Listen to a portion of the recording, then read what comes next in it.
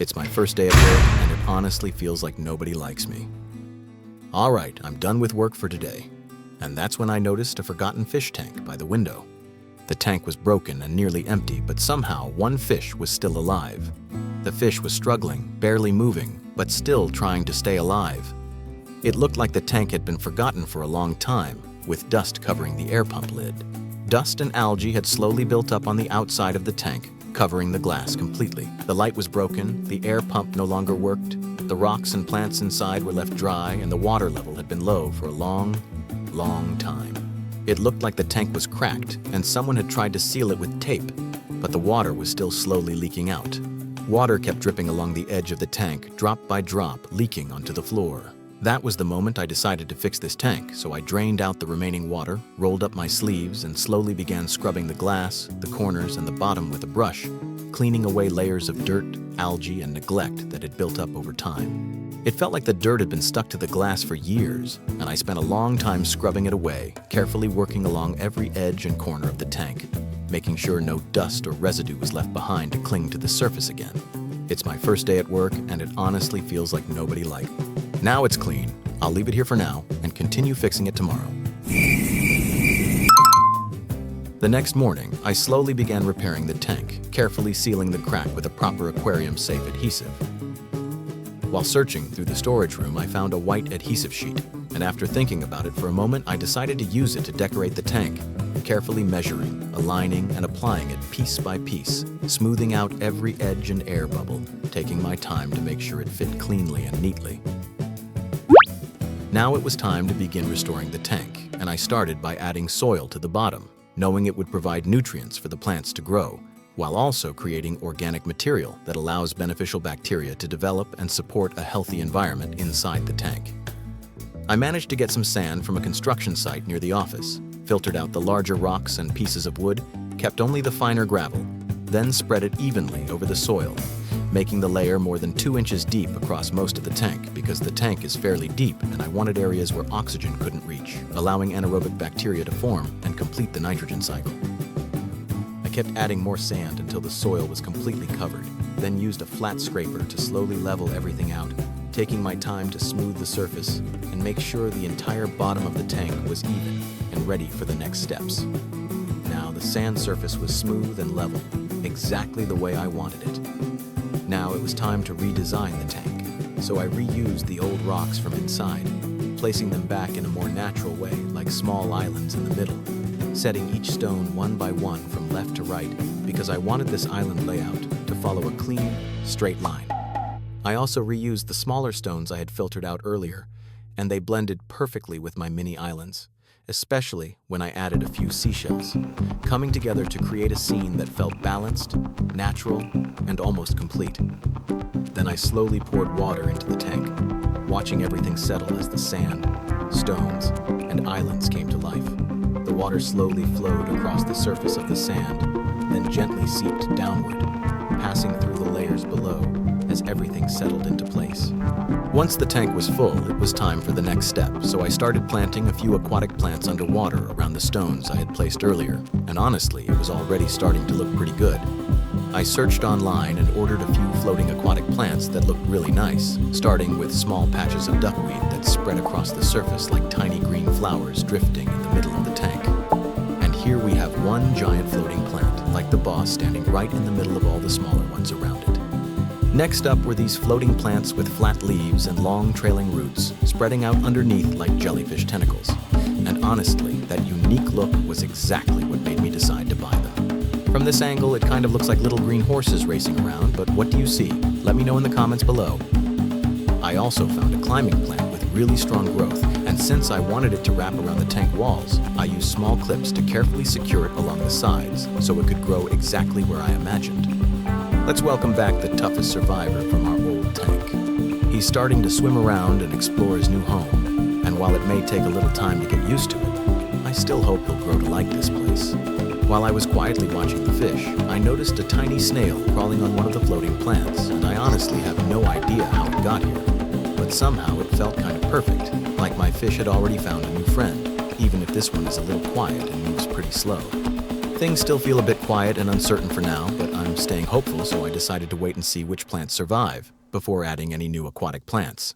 After a few days, the little fish finally seemed comfortable in the aquarium, slowly getting used to its new underwater world. And this little snail as well. It's already doing its job by cleaning the waste off this rock. The ecosystem inside the tank is slowly thriving now, and patches of algae have already begun to appear around the aquarium. Above the aquarium, the climbing plants have already grown much longer than before. With just a few floating plants I added at the beginning, they've already multiplied enough to almost cover this entire square area. I found a few really interesting fish online, and I decided to add them to the aquarium right away. And there was also this little shrimp that the seller gave me as a gift. This little fish is carefully exploring its new home, slowly and cautiously. The shrimp is just as careful, slowly making its way through the tank one tiny step at a time. The goldfish appears to be very excited about its new companions, constantly following and swimming around them. This little shrimp looks like it's secretly watching me. It has stayed completely still the entire time. I wasn't done yet, so I went ahead and added a few more little fish to the tank. To make the aquarium feel more lively, I added a few golden clams. These natural filter feeders help keep the water cleaner by removing tiny particles from the tank. The golden clam is carefully moving around and settling into its new home. This little guy keeps sticking out its tongue, probably trying to sense and explore its new surroundings. And then, I added a group of paradise fish to the aquarium. The whole school is already swimming around, checking out every corner of the tank. Haha, looks like this little fish has already claimed the perfect hiding place, and the golden clams are starting to burrow deeper into the substrate. So far, everything is looking great. The fish seem more comfortable and are slowly settling into the aquarium.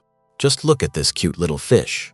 It's busy digging through the gravel, probably hunting for a tasty snack. I noticed something interesting. These two fish have been staying together for quite a while. I wonder if they're on a little date. I dropped a few pellets into the tank, but the smaller fish don't seem very interested. This one, however, is absolutely loving it and just keeps eating non-stop. It looks like the shrimp is still getting used to its new friends and prefers to keep its distance for now. Now the fish are beginning to crowd around the feeding spot.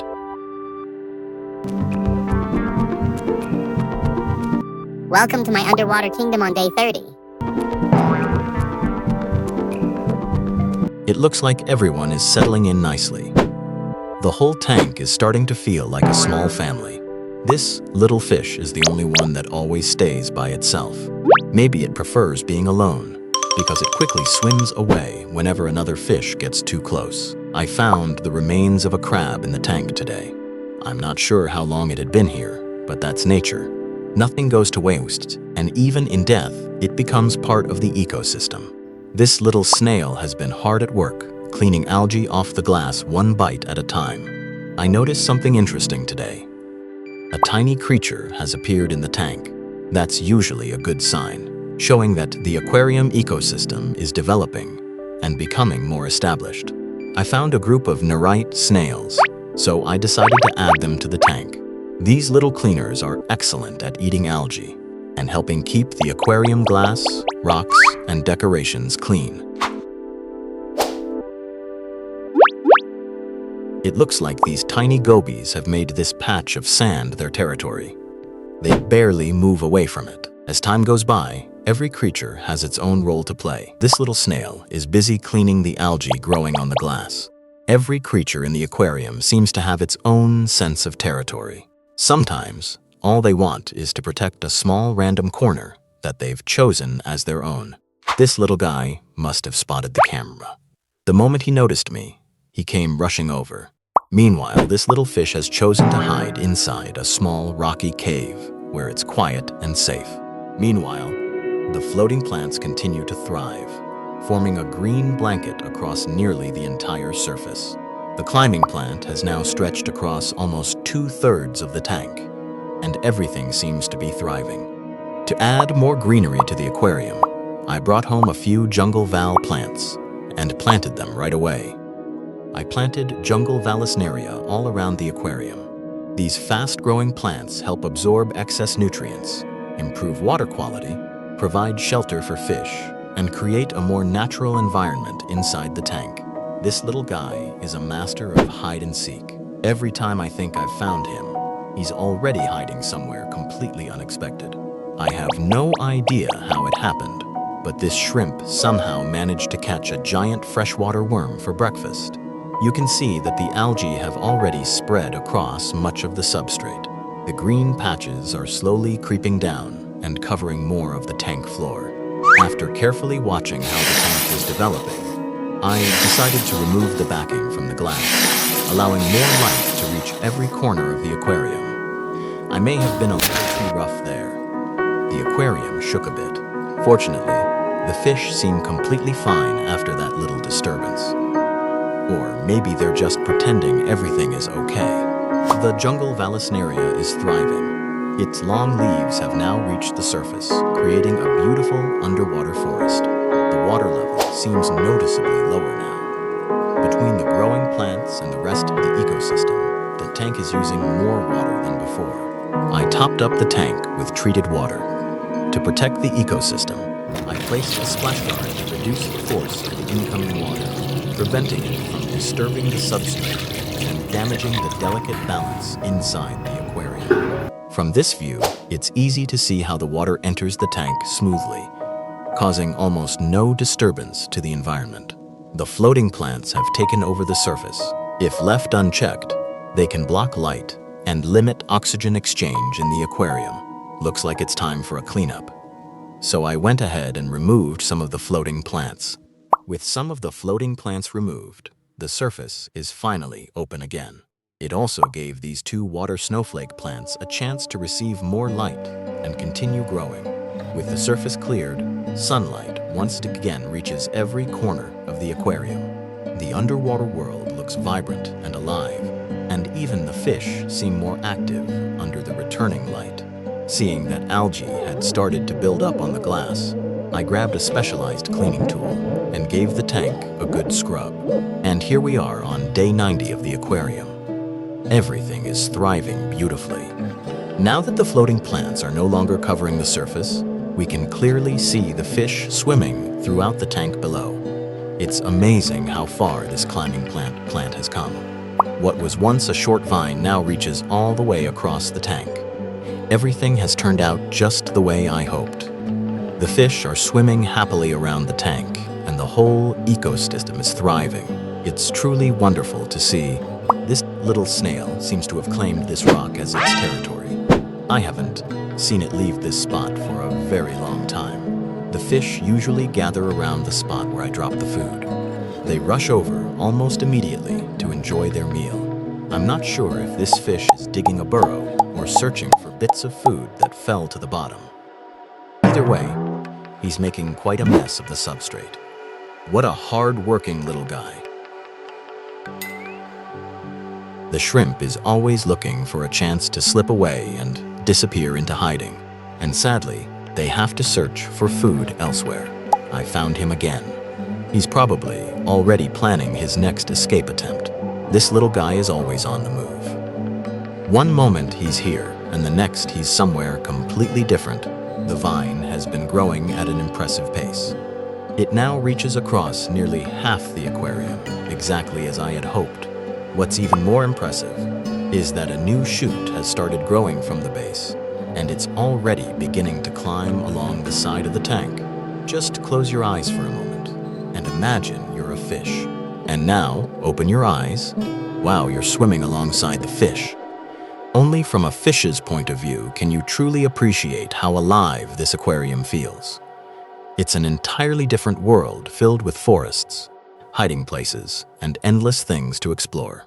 As soon as you look to the side, there's the snail, hard at work cleaning the aquarium.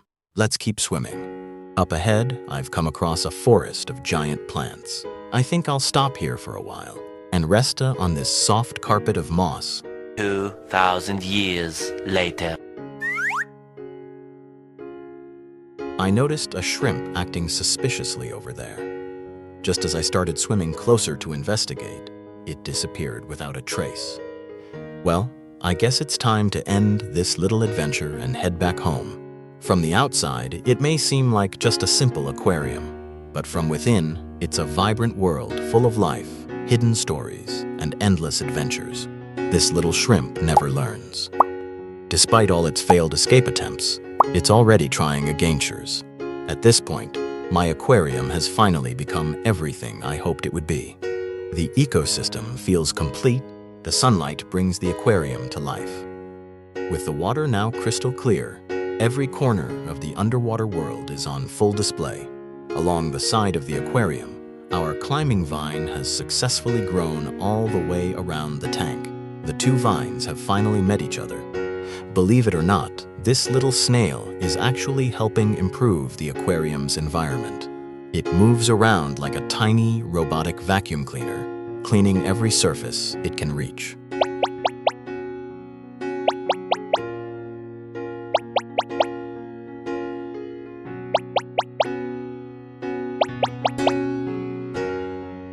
Day by day, the clams keep digging deeper into the substrate, slowly disappearing beneath the sand.